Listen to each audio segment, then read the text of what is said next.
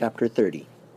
After well considering the matter, while I was dressing at the Blue Boar in the morning, I resolved to tell my guardian that I doubted Orlick's being the right sort of man to fill a post of trust at Miss Havisham's. "Why, of course he is not the right sort of man, Pip," said my guardian, comfortably satisfied beforehand on the general head, because the man who fills the post of trust never is the right sort of man. It seemed quite to put him in spirits to find that this particular post was not exceptionally held by the right sort of man, and he listened in a satisfied manner while I told him what knowledge I had of Orlick.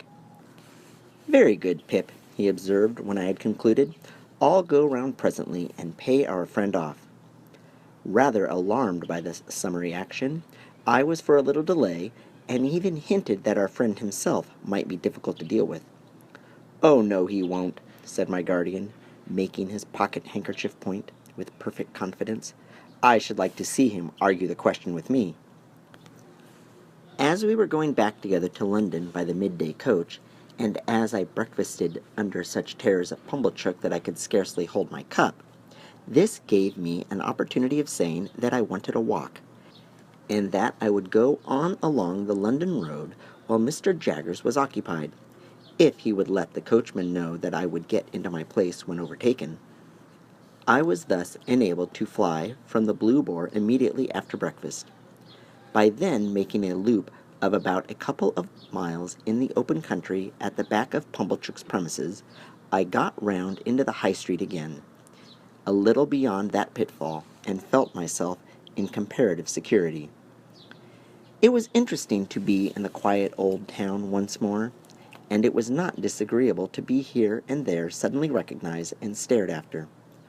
One or two of the tradespeople even darted out of their shops, and I went a little way down the street before me, that they might turn, as if they had forgotten something, and pass me face to face, on which occasions I don't know whether they or I made the worst pretense, they of not doing it, or I of not seeing it.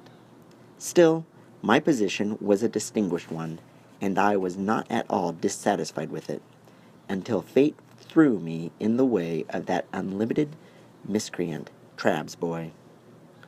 Casting my eyes along the street at a certain point of my progress, I beheld Trabb's boy approaching, lashing himself with an empty blue bag, deeming that a serene and unconscious contemplation of him would best beseem me, and would most likely to quell his evil mind.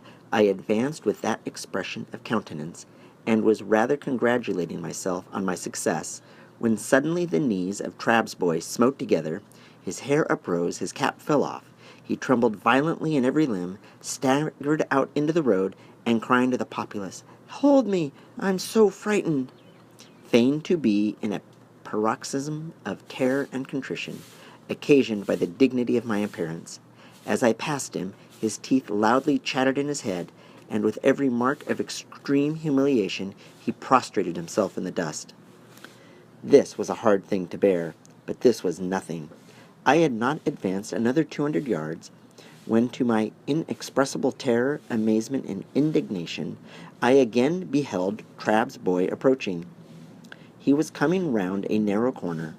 His blue bag was slung over his shoulder. Honest industry beamed in his eyes.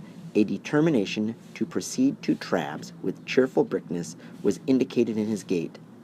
With a shock he became aware of me, and was severely visited as before, but this time his motion was rotary, and he staggered round and round me with knees more afflicted, and with uplifted hands as if beseeching for mercy. His sufferings were hailed with the greatest joy by a knot of spectators, and I felt utterly confounded. I had not got as much further down the street as the post-office, when I again beheld Trabb's boy shooting round by a back way. This time he was entirely changed. He wore the blue bag in the manner of my greatcoat, and was strutting along the pavement toward me on the opposite side of the street, attended by a company of delighted young friends, to whom he from time to time exclaimed, with a wave of his hand, "Don't know ya." Words cannot state the amount of aggravation and injury wreaked upon me by Trabb's boy, when, passing abreast of me, he pulled up his shirt collar, twined his side hair, stuck an arm akimbo, and smirked extravagantly by, wriggling his elbows and body, and drawling to his attendants, "Don't know ya, don't know ya, 'pon my soul, don't know ya." The disgraced attendant on his immediately afterwards taken to crowing and pursuing me across the bridge with crows, as from an exceedingly dejected fowl who had known me when I was a blacksmith, culminated the disgrace with which I left the town, and was, so to speak, ejected by it into the open country. But unless I had taken the life of Trabb's boy on that occasion, I really do not even now see what I could have done save endure. To have struggled with him in the street, or to have exacted any lower recompense from him than his heart's best blood, would have been futile and degrading. Moreover, he was a boy whom no man could hurt, an invulnerable and dodging serpent who, when chased into a corner, flew out again between his captor's legs, scornfully yelping. I wrote, however, to Mr. Trabb by next day's post, to say that Mr. Pip must decline to deal further with one who could so far forget what he owed to the best interests of society as to employ a boy who excited loathing in every respectable mind. The coach, with Mr. Jaggers inside, came up in due time, and I took my box seat again, and arrived in London safe, but not sound, for my heart was gone. As soon as I arrived, I sent a penitential codfish and barrel of oysters to Joe, as reparation for not having gone myself, and then went on to Barnard's Inn. I found Herbert dining on cold meat, and delighted to welcome me back. Having dispatched the Avenger to the coffee-house for an addition to the dinner, I felt that I must open my breast that very evening to my friend and chum. As confidence was out of the question with the Avenger in the hall, which could merely be regarded in the light of an antechamber to the keyhole, I sent him to the play. A better proof of the severity of my bondage to that taskmaster could scarcely be afforded than the degrading shifts to which I was constantly driven to find him employment. So mean is extremity that I sometimes sent him to Hyde Park Corner to see what o'clock it was. Dinner done, and we sitting with our feet upon the fender, I said to Herbert, "My dear Herbert, I have something very particular to tell you." "My dear Handel," he returned, "I shall esteem and respect your confidence." "It concerns myself, Herbert," said I, "and one other person." Herbert crossed his feet, looked at the fire with his head on one side, and having looked at it in vain for some time, looked at me because I didn't go on. "Herbert," said I, laying my hand upon his knee, "I love, I adore Estella." Instead of being transfixed, Herbert replied in an easy, matter-of-course way, "Exactly. Well?" "Well, Herbert, is that all you say? Well?" "What next, I mean," said Herbert. "Of course I know that." "How do you know it?" said I. "How do I know it, Handel? Why, from you." "I never told you." "Told me? You have never told me when you have got your hair cut, but if I have had senses to perceive it. You have always adored her, ever since I have known you. You brought your adoration and your portmanteau here, together. Told me? Why, you have always told me all day long. When you told me your story, you told me plainly that you began adoring her the first time you saw her, when you were very young indeed." "Very well, then," said I, to whom this was a new and not unwelcome light. "I have never left off adoring her, and she has come back, a most beautiful and most elegant creature. And I saw her yesterday, and if I adored her before, I now doubly adore her."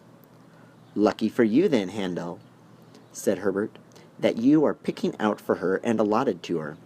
Without encroaching on forbidden ground, we may venture to say that there can be no doubt between ourselves of that fact. Have you any idea yet of Estella's views on the adoration question?" I shook my head gloomily. "Oh, she is thousands of miles away from me," said I. Patience, my dear Handel. Time enough, time enough. But you have something more to say? I am ashamed to say it, I returned, and yet it's no worse to say it than to think it. You call me a lucky fellow? Of course I am. I was a blacksmith boy, but yesterday I am, what shall I say I am today?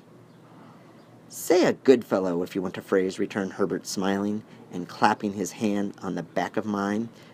A good fellow, with impetuosity and hesitation, boldness and diffidence, action and dreaming, curiously mixed in him.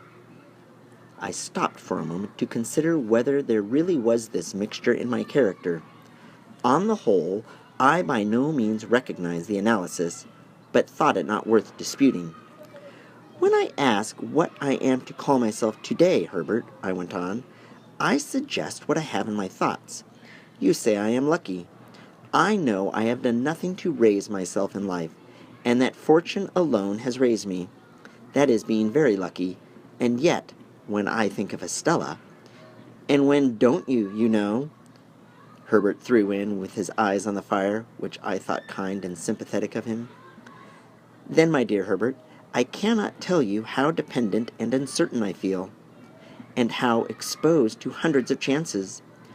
Avoiding forbidden ground, as you did just now, I may still say that on constancy of one person, naming no person, all my expectations depend. And at the best, how indefinite and unsatisfactory, only to know so vaguely what they are. In saying this, I relieved my mind of what had always been there, more or less, though no doubt most since yesterday. Now, Handel,